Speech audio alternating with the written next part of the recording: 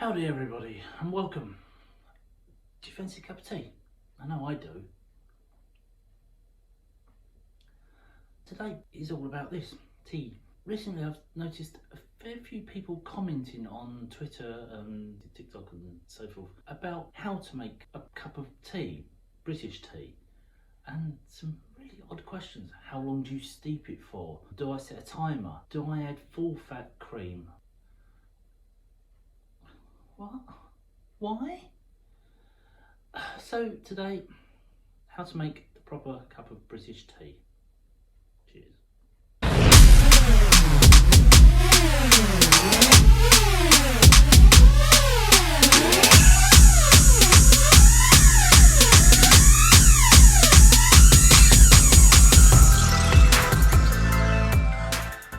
Now, I'm not saying that the Americans, or the rest of the world for that matter, can't make tea.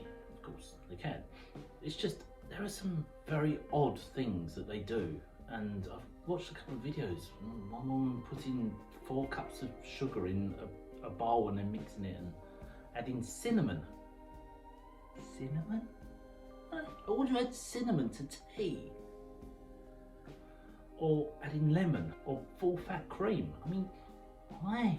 What is wrong with you people?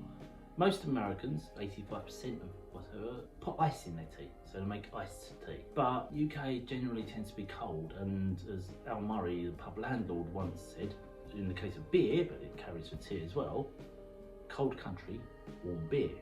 Warm country, cold beer.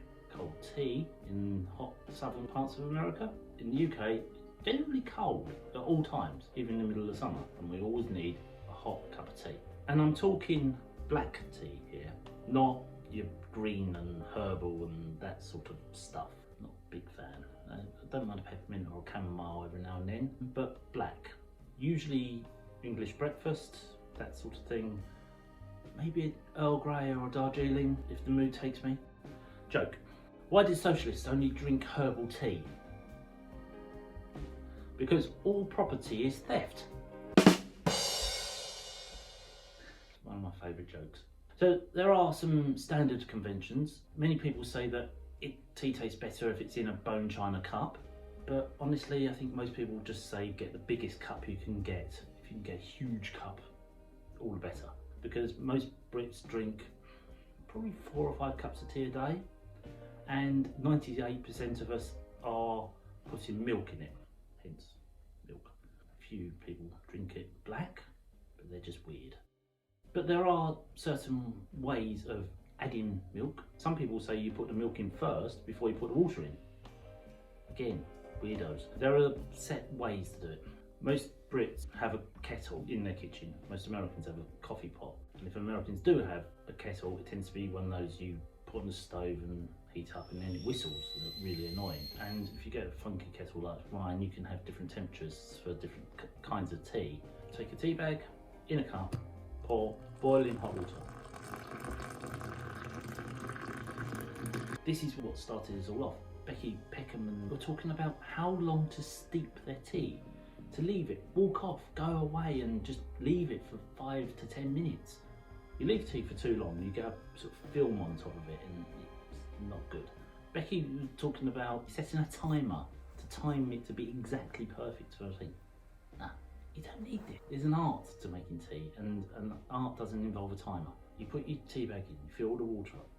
You swoosh your spoon around the cup, making the tea bag flow around and get the water flowing through it.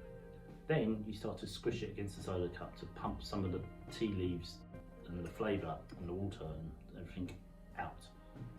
Then, now this is advised by the British Tea Panel. There is such a thing. They tell you to put the milk in before you take the tea bag out. Really, you only want to drop a little bit of milk in, not a gallon of milk. Glug, glug, glug, and that's enough.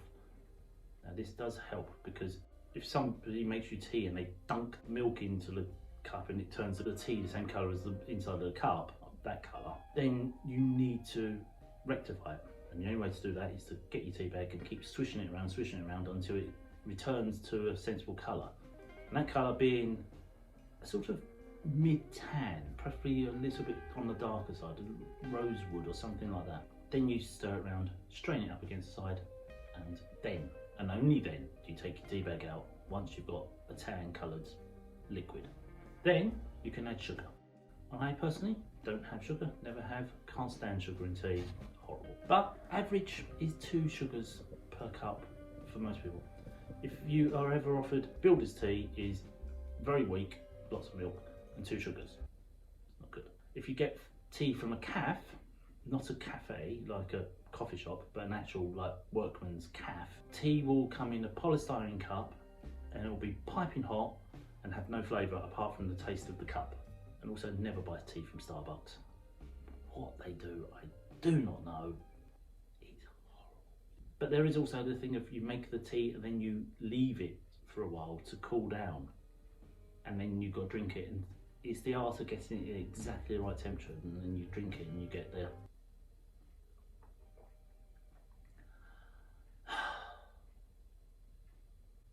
Factor.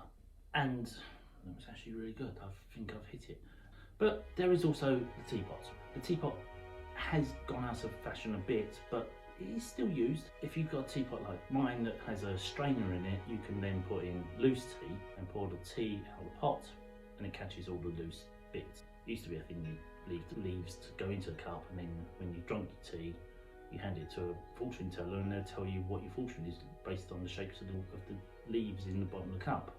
You add generally a tea bag per person that's going to be drinking, so if you're having 3 or 4 people drinking tea, it's better to make a pot, and you might get a second cup or something. But as a general thing, 1 tea bag or 1 spoonful of tea per person, and very importantly, 1 for the pot. Always add an extra spoonful or an extra tea bag just for the teapot, because it needs a little bit of it for itself.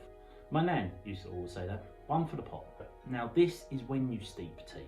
This is what I think people are getting confused with. You put tea in the teapot and then you leave it to steep. That's when you leave it, because it doesn't do anything. Then you give it a stir, then you might put the lid back on, leave it a bit, give it another stir. Now, when you pour tea from a teapot, this is when you put milk in first. Again, the tea panel of advice, put the milk in the cup first, and only like this much, only a little bit, and then pour the tea in. If the tea is still weak and comes out too light in colour, stop, give it another stir, maybe squeeze the tea bags, then pour again, and you can rectify. Now again, you want a dark tan colour, and this is the kind of tea you'll probably get if you order tea in a restaurant, or if you go to have high tea and scones and cream tea, etc., which is only available in months that don't have an R in the month. Anything between May and July. No, August, sorry. I spell August. And tea is such a British convention that it's probably the first thing you usually offer when you get a visitor. Somebody comes to the door and you go, tea? 2 sugars, please. For someone to say, oh, I don't drink tea, you may get some adverse reactions. Many people all over the world drink tea, but Yorkshire tea is probably the most exported of all teas from the UK. I know about 3 or 4 YouTubers that sing high praises to people that send them boxes of Yorkshire tea to Japan and Canada, etc. And one very strange and almost British German climber, Alex Magos, is obsessed with tea, and Yorkshire tea in particular.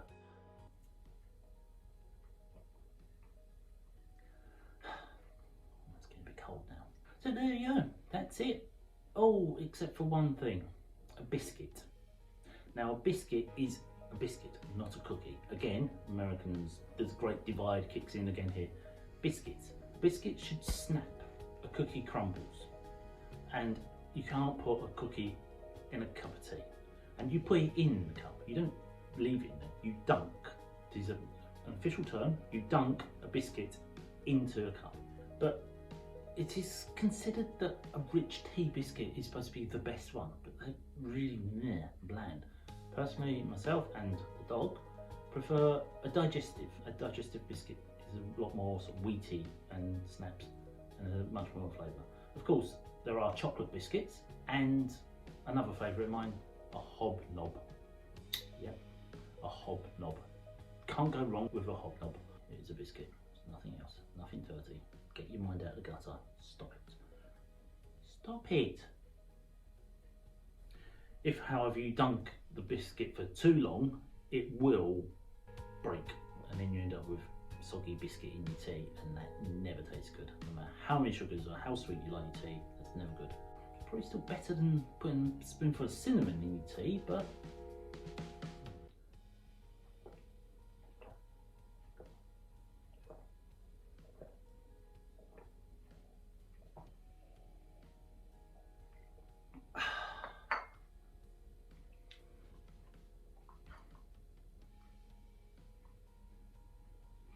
there we go.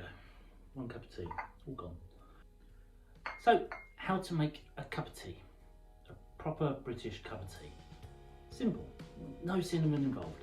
So, I hope you like this. Hope this was informative. If this was, and you want to tell me your weird ways of making tea, do leave a comment down below and we'll have a laugh. Just follow the instructions. See. If you did like this, give it a thumbs up. Leave a comment down below, as I said, and hit subscribe for more randomness of being in London, being creative, and doing random things like making tea every now and then. I hope you like this. Hope this was fun, and yeah, come back next time for something completely different. See ya. Bye.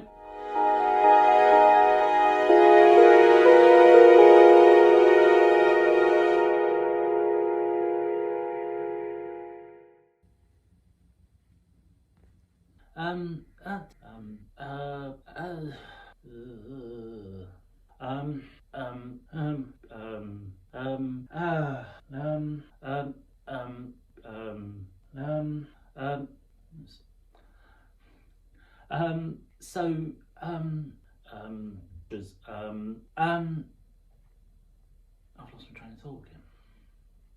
Becky, and your loser.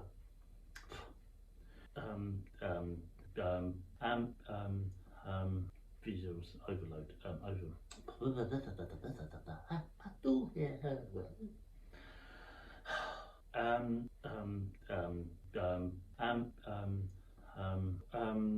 Into